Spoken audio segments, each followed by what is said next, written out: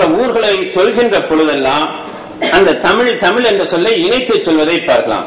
முருகா தமிழ் புலியூர் பெருமாளே என்று சொன்னால் புலியூர் என்பது சிதம்பரத்தை குறிக்கும், அந்த இறைவனை குறிப்பிடுகின்றார். இப்படி அந்த தமிழோடு இணைந்த திருத்தலங்களையும் அவர் குறிப்பிட்டு சொல்வதை நாம் பார்க்கின்றோம். வேறு பல பாடல்களை தென்றலோடு ஒப்பிட்டு காட்டுகின்றார். வேறு பல பாடல்கள்ல உலோபிகள் கருமிகள் எதற்கும் பயன்படாதவர்கள் அவர்களிடத்துல இந்த தமிழை பயன்படுத்தி அநியாயமாக அழிந்து போகின்றோமே, அந்த தமிழை ஆண்டவனுக்காக பயன்படுத்த வேண்டிய தமிழை விலை மகளிருக்காகவும் யாருக்கும் ஒரு பைசா கொடுக்காத அந்த உலோபிகளுக்காகவும் பயன்படுத்தாதீர்கள் என்று கெஞ்சி கேட்டுக்கொள்கின்றார். பல பாடல்களில் அந்த செய்தியை குறிப்பிடுகின்றார். முடிவுரை: அன்னையும் பிதாவும் முன்னறி தெய்வம், கணவனே கண் கண்ட தெய்வம். அதாவது நம்ம இறைவனை வெவ்வேறு வடிவங்களில் பார்க்கணும், யதார்த்தமாக பார்க்க வேண்டும் என்று பெரியவர்கள் சொல்லிக் கொடுத்தார்கள். எங்கோ இருக்கின்ற இறைவனை, எங்கும் இருக்கின்ற இறைவனை அன்னையின் வடிவில் தந்தையின் வடிவில் பாருங்கள், ஆசிரியர் வடிவில் பாருங்கள். அன்னையும் பிதாவும் முன்னறி தெய்வம், கணவனே கண்கண்ட தெய்வம், குழந்தையும் தெய்வமும் குணத்தால் ஒன்று, குருவே தெய்வம், செய்யும் தொழிலே தெய்வம், அன்பே தெய்வம், பஞ்சபூதங்களே தெய்வம், ஏழையின் சிரிப்பில் இறைவனை காண்போம் என்றெல்லாம் முன்னோர்கள் சொல்லி சென்ற வழியில் இங்கே அருண் தமிழின் வடிவில் இறைவனாம் முருகனை கண்டு தமிழே தெய்வம் என மகிழ்ந்து உணர்ந்து உலகிற்கு உணர்த்திய பெருமை அருணகிரிநாதருக்கே சேரும் என்று சொல்லி வாய்ப்பு தந்த அனைவருக்கும் நன்றி கூறி என்னுடைய உரையை நிறைவு செய்கின்றேன். அதனுடைய திறங்கள் இவைகளெல்லாம் கூட தமிழ் மக்கள் அதன் பால அணுகுவதற்கு கொஞ்சம் கடினமாக இருந்தாலும் தமிழ் மக்களால் அறிஞர்களால் மிக கவனிக்கப்பட வேண்டிய ஒரு அற்புதமான பேரிலக்கிய பகுதி என்பதை பேராசிரியர்கள் மிக அருமையாக எடுத்து காட்டினார்கள். அடுத்து நம்முடைய தலைப்பு சொல்லுங்க. நீ போயிடுங்களா? சரி. அடுத்து திரு ரகுராமன் அவர்கள் சமய சமூக அரசியல் கலை பின்னணியில் திரு நடராசர் என்கிற அருமையான தலைப்பில் கட்டுரையை 20 மணித்துளிகளுக்குள் ஒவ்வொருவரும் தங்கள் கட்டுரைகளை வழங்குகிறார். தலைவர் கூடிய இந்த அறிஞர் அவைக்கும் ஆண்டோர்களுக்கும் என்னுடைய முதற்கண் வணக்கம். நடராசர் என்கின்ற ஒரு தெய்வத்தை இன்று வரை நாம் நடனத்தோடு தொடர்புபடுத்தி பார்த்து வருகிறோம். இது தவிர்க்க முடியாத ஒன்று. ஆனால் எந்த ஒரு நாட்டிலும் மொழியோ கலையோ எந்த ஒரு தனி மனிதனாலோ அல்லது ஒரு தனிப்பட்ட அமைப்பினாலோ உருவாக்கி அதற்கு என்கின்ற ஒரு தனித்துவத்தை எழுப்பப்படுவது என்பது நடவாத காரியம். அதே போன்றுதான் இந்த நடன கலைக்கும் தமிழ்நாட்டினுடைய கலாச்சார பண்பாட்டின் வெளியீடாக இந்த கலை உருவாக்கப்பட்டதே ஒழிய இந்த கலையினுடைய அகப்புற வடிவங்களில் எல்லாம் காலந்தோறும் இந்த சமூகத்தில் ஏற்பட்ட மாற்றங்களுக்கு உட்பட்டு அவை நடனமானது உள்வாங்கிக் கொண்டு வெளிப்படுத்திக் கொண்டே வந்து கொண்டிருக்கிறது என்பது வரலாறு காட்டும் உண்மை. இந்த நடனக்கலைக்கு சிவபெருமானை முழு முதற் கடவுளாக சுட்டுதலை ஒரு மரபாக வைத்திருக்கிறோம். இந்த இடத்தில் தான் சிக்கல் ஆரம்பிக்கிறது. என்ன சிக்கல் என்றால், தமிழகம் கலையாகிய கூத்துக்கலையை இறைவன் சிவபெருமானுடன் இணைத்து அவனை கூத்தன் நடராசன் என்றெல்லாம் பேசுவதற்கு காரணம் சமூகத்தில் எழுந்த அரசியல் சமய பின்னணிகளே காரணம்.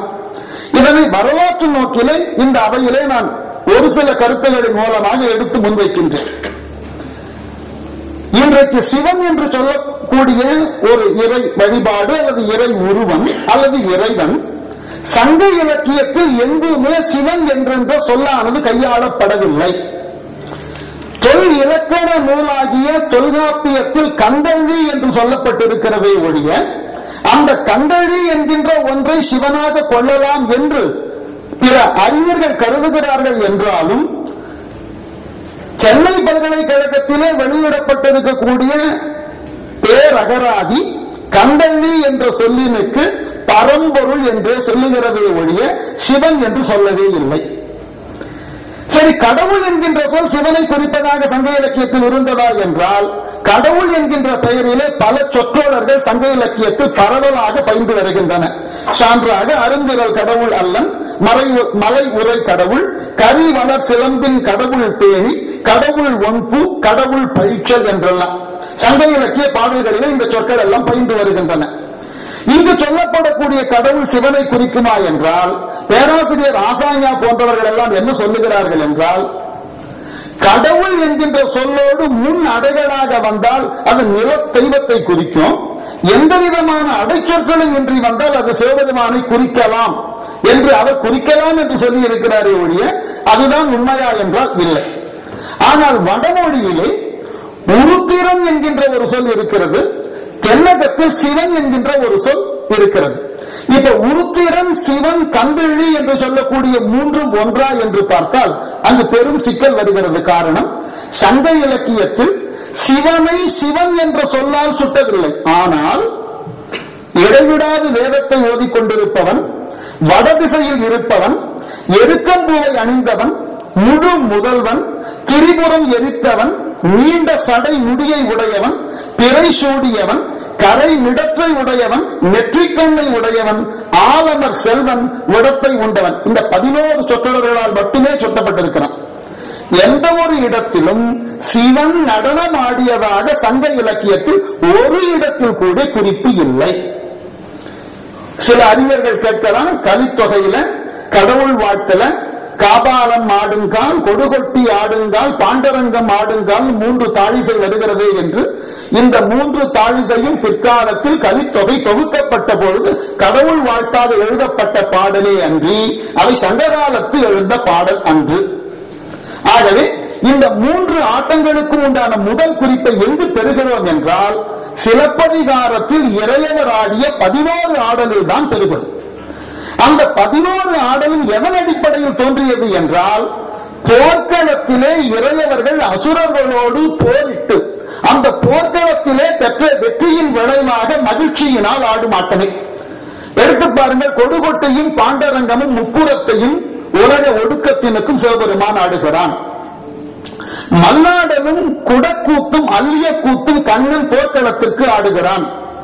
துடியாடலும் குடையாடலும் சூரனை அழித்தபின் குமரன் ஆடுகிறான். மரக்கால் ஆட்டத்தை பைரவி ஆடுகிறாள் சோ என்கின்ற அரக்கனினுடைய நகரத்திலே. அதே போல் பேடியாடல் என்கின்ற மன்னவன் ஆடலும் சோ என்கின்ற நகரத்திலே தன் மகனை விடுவிப்பதற்காக மன்னவன் ஆடிய ஆட்டம்.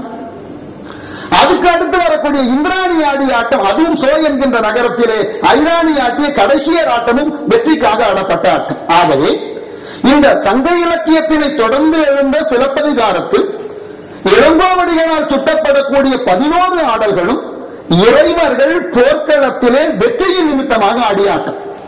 ஆடல் என்ற சொல்ல கொஞ்சம் பிரிங்க. அல்லும் தள்ளும் தொழிற்பெயர் விகுதி. ஆடு அல், ஆடு என்றால் வெற்றி. இதுதான் சங்க இலக்கிய மரபு. ஆடு என்றால் வெற்றி. உதாரணம் வேண்டும் என்றால் ஆடு ஆடு அல்லன் என்பர் ஒரு சாரோரே, ஆடு அல்லன் என அவன் ஆடாகுதல் யான் கண்டனே பாட்டு இருக்கு. ஆகவே ஆடு என்பது வெற்றியை குறிக்கக்கூடிய சொல். அதனால்தான் ஒரு காலத்தில் சங்க இலக்கியத்தில் வெற்றிக்கு உரிய முன்னிலைப்படுத்த ஆண்மொழி சமூகமாக இருந்ததினால்தான் ஆண்மகனை ஆடு என்று சொன்னார்கள்.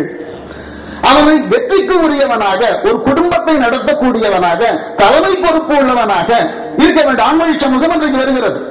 ஆகவே அந்த காலத்தில் தான் இந்த ஆடு என்கின்ற சொல் தொழில் பெயர் விகுதியை பெற்று வெற்றியின் கழிப்பால் ஆடும் ஆட்டம் என்று பேசப்பட்டது. சங்க இலக்கிய மரபை எடுங்கள், ஆட்டத்திற்கு 2 சொல்லு தான் பயன்படுத்திக்கிட்டு இருக்கோம். ஒன்று கொண்டாட்டம், மற்றொன்று உண்டாட்டு. 2ம் போர்க்களத்திற்கு உண்டான ஆட்டம். வெற்றியினை கை கொண்டு ஆடும் ஆட்டம் கொண்டாட்டம், கொண்டு ஆடுதல். உண்டு ஆட்டம் கள்ளினை உண்டு ஆடுதல். வெற்றித்தனை எடுத்து பார்த்தா தெரியும். போர்த்தனை